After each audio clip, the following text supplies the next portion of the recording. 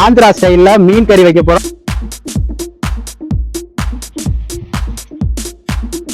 மல்லி சேர்த்துக்கலாம், கொத்தல் சேர்த்துக்கலாம், சீரகம் சேர்த்துக்கலாம், வெந்தயம் சேர்த்துக்கலாம், நம்ம பெருஞ்சீரகம் சேர்த்துக்கலாம்.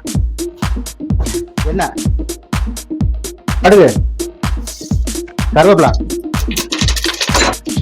வெங்காயம், பச்சை மிளகாய், தக்காளியை சேர்த்துக்கலாம், பூண்டு சேர்த்துக்கலாம், அரைச்சு வச்ச மசாலா, புளி தண்ணி சேர்த்துக்கலாம், கல்லுப்பு. மசாலா சூப்பரா கொதிச்சிருச்சு. இப்ப நம்ம மீனை சேர்த்துக்கலாம். காரசாரமான ஆந்திரா மீன் கறி ரெடி ஆயிடுச்சு. இங்க பாருங்க.